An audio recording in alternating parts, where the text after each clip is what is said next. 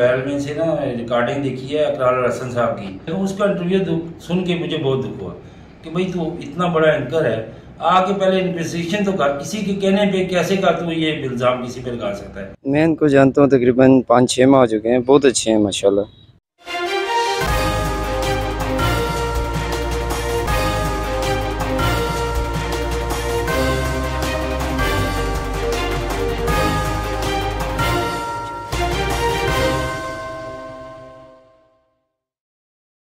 My social media family, उम्मीद करती हूँ कि आप सब लोग हिफ्ज़ अमान के साथ होंगे, खुशबाश होंगे। और जनाब, मैं इस वक्त पंजाब यूनिवर्सिटी के स्पोर्ट्स डिपार्टमेंट में मौजूद हूँ।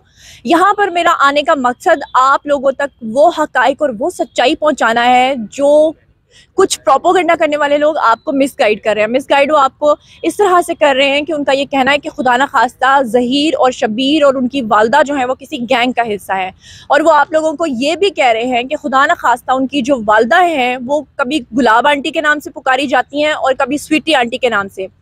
लानतुल्लाहि अलल काज़िबीन, झूठों पर खुदा की लानत। एक बंदा भी अब तक यहाँ पर नहीं आया जिसने आकर यहाँ पर ग्राउंड रियलिटी आप तक पहुँचाई हो। इसीलिए आज हम यहाँ पर मौजूद हैं और यहाँ पर जो जितना भी अमला है, जितने भी लोग हैं, यहाँ के जो मुलाजमीन हैं, हम उनसे पूछेंगे कि क्या यहाँ पर जो ज़हीर की वालदा हैं वो इस तरह के किसी काम में मुलव्विस रही हैं या नहीं रही हैं, और वो उनको कितने अरसे से जानते हैं और उनकी क्या रिप्यूट है।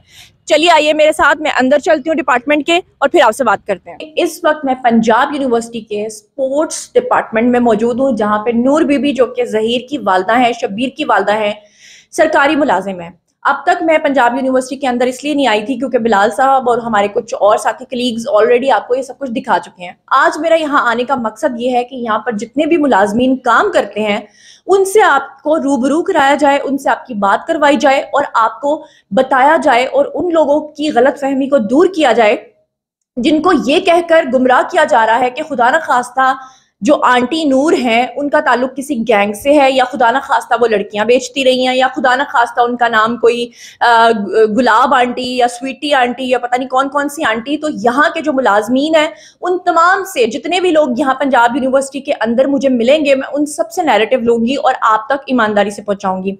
अभी हम लोग यहाँ डिपार्टमेंट के अंदर आए हैं और जो पहली मुलाकात मेरी हुई है वो इन बुजुर्ग के साथ हुई है। पूछते हैं इनका नाम क्या है और ये क्या कहते हैं। अस्सलाम वालेकुम। वालेकुम अस्सलाम। सर ये बताएं आपका नाम क्या है, आप कितने अरसे से यहाँ पे काम कर रहे हैं और नूर आंटी को कितने अरसे से जानते हैं? मेरा नाम महबूब अहमद अवान है और मैं पंजाब यूनिवर्सिटी स्पोर्ट डिपार्टमेंट में एज ए सीनियर क्लर्क हूँ।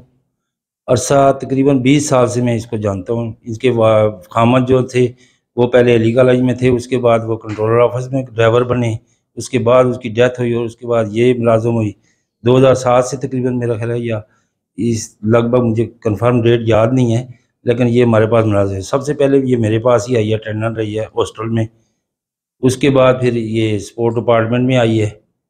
हमारे पास तकरीबन 10-15 साल से मुलाजिम है। अच्छा अंकल, मुझे ये बताएं कि यहाँ पे नूर आंटी के बारे में एक प्रोपोगंडा किया जा रहा है कि ये 2009 से लड़कियां बेचती थी खुदा न खास्ता, या कहा जा रहा है कि इनका नाम गुलाब आंटी या स्वीटी आंटी है और ये लड़कियां बेचने में मुलव्विस रही हैं। आप कह रहे हैं कि आप 20 साल से जानते हैं। जरा बताएं, ऐसे लोगों के मुंह पे जरा एक जन्नाटेदार थप्पड़ मारें, बता के हकीकत कि क्या असल जो हकायक है आप वो बताएं। ये सोच के सुनकर मुझे बहुत ज्यादा अफसोस हो रहा है कि ऐसी बातें करने वाले, मुझे नहीं पता कि कैसे लोग हैं या क्या उनका क्या ताल्लुक है, किससे ताल्लुक है। ये तकरीबन नहायत ही शरीफ आदमी है और बेवा औरत है, हमारे पास एज ए अटेंडेंट काम कर रही है और सारा दिन जो औरत अटेंडेंट का काम करे वो जाके ये ऐसे काम कैसे कर सकती है। जिन्होंने ऐसे काम करने होते हैं वो ऐसे काम नहीं करते, झाड़ें खाते हैं या किसी से बातें सुननी है। ये उनके मेरा ख्याल है सोच समझ से बाहर है, मेरी तो सोच समझ से बाहर है कि ऐसे इल्ज़ाम इनके वालिद साहब, और ये तकरीबन मेरे ख्याल में, मुझे तो इतना याद नहीं आता कि यूनिवर्सिटी के बड़े हाई लेवल के जो प्रोफेसर, उनके घर भी रिहाइश पजीर हुई है, वो भी इसको जानते हैं, वो उन्होंने भी रखी है, उनके घर रहती रही है। क्या अगर ऐसी औरत हो तो कोई घर किसी को घर अपने घर में आने देता है? अच्छा अंकल ये बताएं कि जो ज़हीर और शबीर इनके बच्चे हैं, बेटे हैं जो इनके, उनके बारे में आप क्या जानते हैं? वो पहले जब हमारे पास आते थे उस वक्त तो छोटे छोटे थे। जब ये मुलाजम हुई थी उस वक्त एक मैट्रिक में पढ़ता था, एक मेरा ख्याल 8वीं में पढ़ता था, ये जो है मेरा ख्याल है 3री-4थी में पढ़ता था जब से हम जानते हैं। ये इधर ही अपने यूनिवर्सिटी स्कूल लेबॉर्ट्री स्कूल के पास हमारे कैंपस में ही है, इधर ही पढ़ा है। यूट्यूब पे ना मैंने किसी से मोबाइल में से ना रिकॉर्डिंग देखी है अकरार हसन साहब की, जो टीवी के बहुत बड़े एंकर भी हैं, और माशाल्लाह मैं तो उसको इस तरह लाइक करता था कि जैसे अपने इस तरह इज्जत करता था जैसे अपने वालिदैन की हो, क्योंकि बहुत अच्छा बंदा, हम बहुत अच्छे से समझते थे उसके। लेकिन उसका इंटरव्यू सुन के मुझे बहुत दुख हुआ कि भाई तू इतना बड़ा एंकर है, आके पहले इन्वेस्टिगेशन तो कर, किसी के कहने पे कैसे कर तू ये इल्ज़ाम किसी पे लगा सकता है, तू आके मिल, बाकी लोगों को मिल। लेकिन अगर इस तरह की औरत कि वे ऐसे इल्ज़ाम लगाए और बगैर इन्वेस्टिगेशन के कम अज़ कम आके किसी से मिले, दफ्तर में मिले, और जहाँ पे और वहाँ जो जहाँ पे रहती है पड़ोसों से मिले, फिर जाके पता चलता है कि कैसा लोग है, कौन है। और एक हैदर अली है कोई, मेरा ख्याल है वो भी सोशल मीडिया पे आता है, उसका भी मैंने सुना है, उसका भी बड़ा अफसोस हुआ है कि बगैर देखे, बगैर समझे या बगैर पूछे किसी पे ऐसे ऐसे घटिया इल्ज़ाम लगाना, ये बहुत बड़ा जुल्म है। और उनको अगले जहाँ में अल्लाह ताला ही पूछेगा। हमारी तो इतनी पहुँच नहीं है, ना हम पूछ सकते हैं, ना हमारा कोई इनसे ताल्लुक है, लेकिन झूठ पे मबनी जो इल्ज़ाम है वो बहुत दुख होते हैं। मुझे तो रोना आता है ऐसी बातों पे कि भाई अफसोस लगता है कि मुसलमान होके हम फिर ऐसी बातें करें, किसी पे इल्ज़ाम लगाएं, ये बहुत बड़ा जुल्म है उनको। मैं तो ये कह रहा हूँ कि अल्लाह ताला ही अगले जान उनसे हिसाब ले। अगर इसमें मैं झूठ बोल रहा हूँ मुझसे भी ले, अगर वो बोल रहे हैं तो उससे भी। इस जाम में कुछ नहीं हो सकता, लेकिन अगले जाम में तो साफ सब ने देना है ना, तो वहाँ भी अल्लाह ताला इंशाअल्लाह उस पर मुझे भी उम्मीद है आखिरत पे, और उनको भी होनी चाहिए, उनको ये साफ देना पड़ेगा कि क्या क्या किसके पे इल्ज़ाम लगाया है, या सच लगाया है या झूठ लगाया है, ये वहीं पे साफ होगा। और अगर मेरे पास में होता है अगले जहाँ, अल्लाह ताला से भी अपील करता हूँ कि अल्लाह ताला ही उनको पकड़े। जी बिल्कुल, थैंक यू। अगर मैं झूठ बोलूँ तो मुझे भी अल्लाह ताला इसकी सजा दे, जहाँ तक मेरे इल्म में जो कुछ आता है, अगर वो भी मुझे सजा मिलनी चाहिए। अगर कोई और उसके साथ झूठ में कोई अपनी बात करता है तो वो भी अल्लाह ताला को जवाब दे होगा इंशाअल्लाह। अच्छा अंकल, कुछ लोगों ने तो यहाँ तक कह दिया कि मैं जो हूँ, मतलब मैं उनके हक और सच की आवाज बुलंद कर रही हूँ, मैं सच्ची बात लोगों तक पहुँचा रही हूँ। कुछ लोगों ने कहा कि मैं भी इनके गैंग के साथ मिली हुई हूँ और मैं शायद 10-12 साल से इनको जानती हूँ। तो आपने कभी जिंदगी में मुझे देखा है, कभी पंजाब यूनिवर्सिटी आते यहाँ पर, या कभी उनसे मुलाकात करते, या कोई ऐसी चीज आपको नजर आई हो? सबसे पहले तो 5-6 साल मेरे ऑफिस में मेरे साथ ये अटेंडेंस रही है।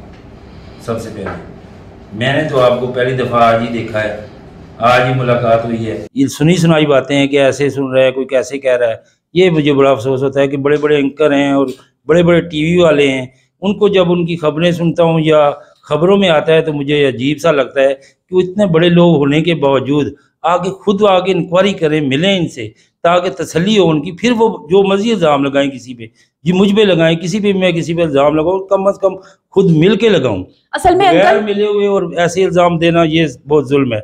इस जाम में नहीं तो अगले जाम में तो पकड़े जाएंगे ना। असल में अंकल वो लोग इसलिए यहाँ पर नहीं आते कि उन्होंने तो पहले दिन से इनको गैंग बनाया हुआ है। अगर यहाँ आएंगे और आप जैसे लोगों से और तमाम लोगों से पूछेंगे और वो हकीकत बताएंगे तो उनका बयानिया झूठा हो जाएगा, और वो खुद को झूठा साबित करना नहीं चाहते, वो यहाँ आना नहीं चाहते, हकीकत का सामना नहीं करना चाहते। लेकिन कुछ ही दिनों में इंशाल्लाह केस का फैसला हो जाएगा और दूध का दूध और पानी का पानी हो जाएगा। बेटे मैं तो ज़्यादा टीवी की खबरें वगैरह सुनता हूँ। खबरों में 1-2 दफ़ा सुना है कि ये एंकर ने ये बात की है, टीवी वालों की। बाकी सोशल मीडिया का मुझे नहीं पता क्या क्या हुआ है, क्या नहीं हुआ। टीवी में जो खबरें सुनी हैं उनसे सुनकर मुझे बहुत दुख हुआ। क्यों दुख हुआ है कि ऐसी बातें, झूठ जो नहीं होना चाहिए, सच पे जिसको मर्जी, अगर मुझे सज़ा मिलनी है मुझे अफसोस नहीं होगा, झूठ पे अगर किसी को सज़ा मिलेगी तो वो अफसोस होगा, मुझे भी अफसोस होगा कि वो उसको ऐसे मुलव्वस करना कि ये गैंग है, ये है, वो है। बाकी उनका ज़ाती मामला है, वो उसमें तो हम नहीं जाते। उन्हें शादी की है, शादी करना गुनाह है या सच है, ये अदालत ही उसका फैसला करेगी। लेकिन जो इस तरह की झूठी बातें हैं वो नहीं होनी चाहिए। गैंग वगैरह मेरे के मुताबिक बिल्कुल नहीं हो सकता, ना ही है, सारी ज़िंदगी नहीं साबित कर सकते, ना ही हो सकता है। थैंक यू अंकल, बहुत शुक्रिया। अच्छा, यहाँ पर अभी मैं खड़ी हूँ, मेरी बैक साइड पे जो है ना वो है कैंटीन, और ये भाई जो है कैंटीन से आए हैं, इनके हाथ में शॉपर भी दिखा दो भाई। तो भाई क्या नाम है और यहाँ पर क्या करते हो? मेरा नाम विकास है, मैं काम करता हूँ तंदूर का जी। तंदूर का काम करते हो जी। अच्छा, मुझे ये बताओ कि नूर आंटी को कितने अरसे से जानते हो और ये कैसी आंटी हैं? मैं इनको जानता हूँ तकरीबन 5-6 माह हो चुके हैं। बहुत अच्छे हैं माशाल्लाह, ठीक रवैया है इनका। अच्छा, इनके बारे में जो गलत किस्म की बातें फैलाई जा रही हैं कि ये लड़कियां बेचती हैं, इनका किसी गैंग से कोई ताल्लुक है, आपने कहीं यहाँ पर पूरी यूनिवर्सिटी में कोई इस तरह की बात सुनी है? नहीं, हमने तो कभी नहीं सुनी, इस तरह का कोई चक्कर नहीं है। क्या रिप्यूट है इनकी? अच्छी है, अच्छा सिस्टम है इनका, अपना काम से काम है। यानी कि 6 माह से हम इन्हें जानते हैं, इधर काम करते हैं, हमारे साथ तो कभी ऐसा कोई चक्कर नहीं हुआ, ना हमने ऐसा कुछ चीज़ देखी इनके पास, ना कोई ऐसा सिस्टम हुआ। ठीक है, तो ऐसे लोगों के नाम क्या कहना चाहोगे जो गलत बातें फैला रहे हैं? और जब आप लोग वीडियोस वगैरह देखते होगे तो दुख तो होता होगा कि आंटी के बारे में ऐसी बातें की जा रही हैं, ज़हीर और शबीर की फैमिली के बारे में। नहीं देखो, ये तो लोगों की बातें पे जाना तो गलत है ना, जो अपना ज़हन है वो करना चाहिए। बाकी जो लोग जाते हैं उनका गलत है, कुछ भी नहीं किया जा सकता इसके लिए। कोई सबूत है किसी के पास तो ठीक है। बिल्कुल, जब किसी के पास सबूत ही नहीं है तो फजूल की बातें करना बहुत गलत है। बहुत गलत है, बिल्कुल। ठीक है, थैंक यू जी। तो नाजरीन, अभी मैं पंजाब यूनिवर्सिटी के अंदर वाइस चांसलर के ऑफिस के बाहर खड़ी हूँ और हम लोग जो हैं वो पहले गए थे नूर बीबी के डिपार्टमेंट में, जो स्पोर्ट्स डिपार्टमेंट था। और जब हम लोग वहाँ पर गए तो हमारी कुछ मुलाजमीन के साथ बातचीत हुई, लेकिन वहाँ पर बाकी तमाम लोगों का ये कहना था, जिन्होंने ऑफ द रिकॉर्ड हमसे बात की, तकरीबन 150 के करीब लोग थे जो कि इसलिए स्क्रीन पर नहीं आए क्योंकि उनका कहना था कि रजिस्ट्रार साहब से पहले आप रिटर्न परमिशन ले लें, उसके बाद हम आपको अपना नैरेटिव देंगे। हम परमिशन लेने के लिए अब यहाँ पर आए हैं चांसलर साहब के, वाइस चांसलर साहब के पास, लेकिन वो यहाँ से अभी अभी निकल के जा चुके हैं, यानी कि हम थोड़े से लेट हो गए हैं। लेकिन आज का जो ये व्लॉग है, आई थिंक ये इनफ है। अगर फिर भी आपके जहन में कोई क्यूरीज रह गई हैं तो मैं ज़रूर इंशाल्लाह दोबारा इनके पास हाजिर हो जाऊंगी, इनका नैरेटिव भी लूंगी, इनसे इजाज़त लेके इनके जो नूर बीबी का पूरा डिपार्टमेंट है जिसमें तकरीबन 150-200 लोग हैं, उन सब से नैरेटिव लेकर आपको बताऊंगी। और जो भी लोग आपको मिसगाइड कर रहे हैं, आप काइंडली उनकी बात पे यकीन करने से पहले उनसे सबूत मांगा करें, उनसे पूछा करें कि जिनको आप गुलाब और स्वीटी आंटी बना रहे हो, जिनको आप गैंग बना रहे हो, वो गैंग जो है वो यहाँ पंजाब यूनिवर्सिटी का हिस्सा है, वो यहाँ सरकारी मुलाजमत करता है। जिन लोगों ने पंजाब यूनिवर्सिटी को बदनाम किया, जिन्होंने गलत बातें की हैं, उनका हिसाब किताब ज़रूर होगा इंशाल्लाह, ये मेरा आपसे पक्का वादा है। इसी के साथ मुझे दीजिए इजाज़त, अपना बहुत बहुत ख्याल रखिएगा। अल्लाह निगहबान।